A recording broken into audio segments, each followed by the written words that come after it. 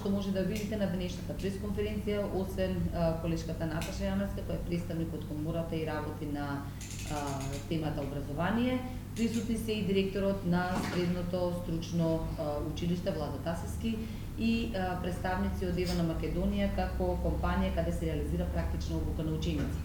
За почеток ќе дадеме збор на колешката магистар Наташа Јаневска од Стопанската комора на Македонија. Повелете. Благодарам. Почитувани медиуми, во Стопанската комора на Македонија изминатиот период одржавме низа состаноци со речиси сите здруженија по сектори и регионалните комори во рамките на комората, на која се дебатираше за проблемот од недостаток не само на стручни кадри, туку недостаток на работна сила воопшто.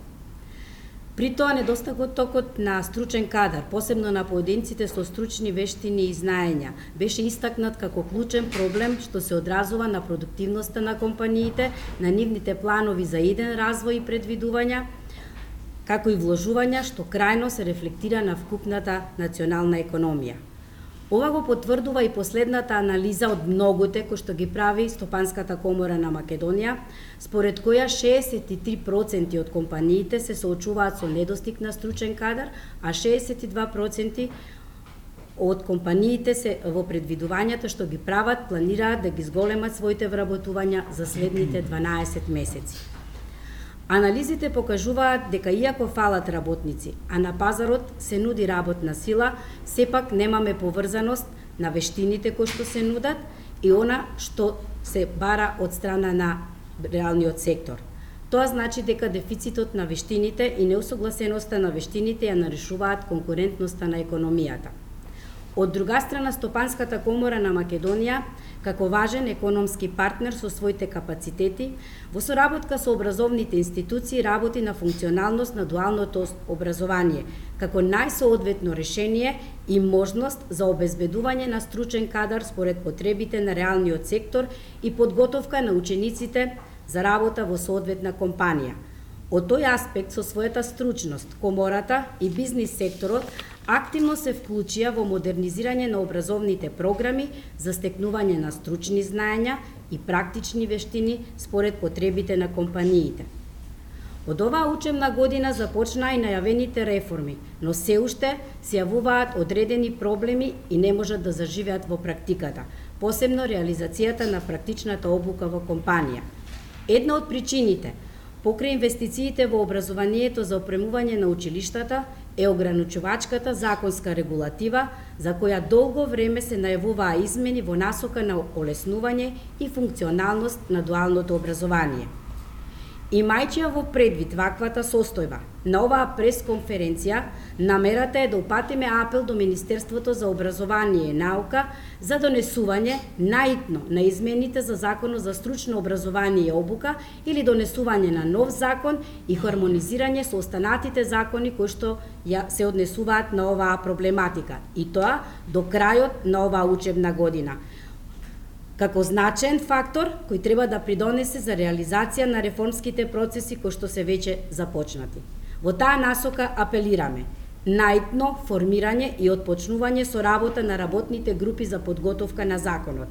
вклучување на представник од Стопанската комора како член на работната група за да дадеме свој придонес со нашите капацитети и стручност од перспектива на бизнис заедницата, хармонизација на законодавството во образовната политика и системско решавање на дуалното образование, точно прецизирање на одговорностите на институциите во воспоставувањето на дуалниот систем на образование и уписната политика.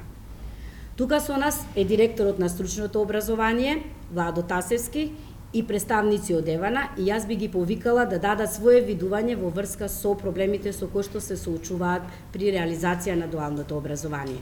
Повелете, директоре. Благодарам, Наташа. Денес сме тука на покана на Стопанската комора да дадеме една поддршка и поттик за хармонизирање на законодавството со функционалноста на дуалното образование. Средното училиште на град Скопје е, јас би кажал, единствен позитивен пример на образовна институција која што ги има имплементирано сите облици на безбедност и здравје при работа. Направена е проценка и ризик на работните места, обука на вработените за извидување на безбедна практична настава, набавени се сите потребни материјали и заштитна опрема за безбедно изведување на практичната настава, направени се мерење на звучност и светлина во работните простори и сите овие работи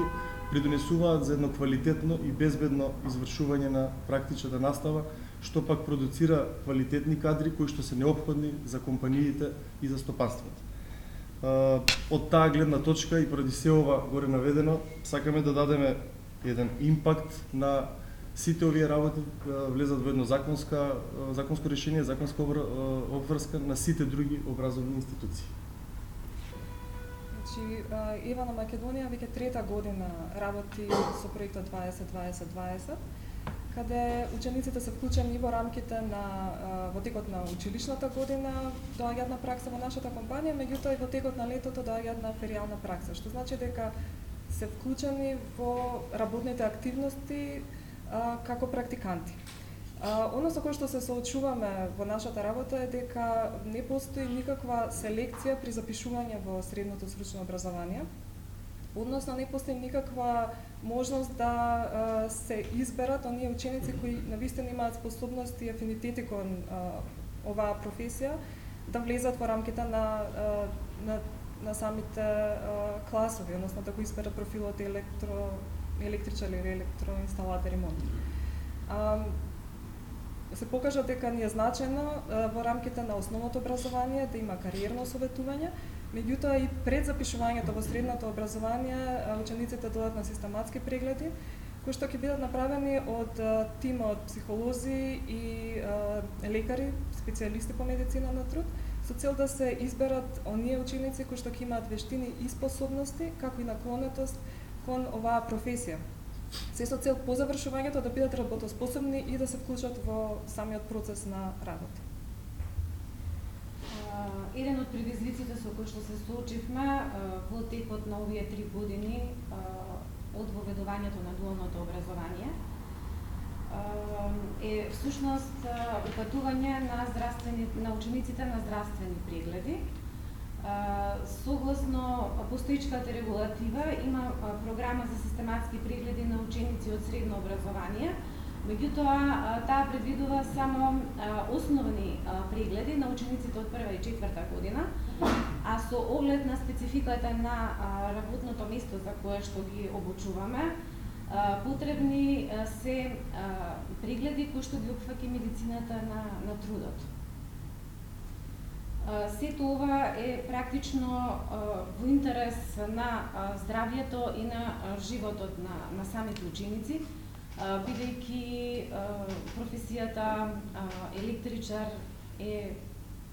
опасна и по здравјето и по животот, така да децата мора да бидат работоспособни и да можат да се вклучат во работниот процес по завршувањето на образование.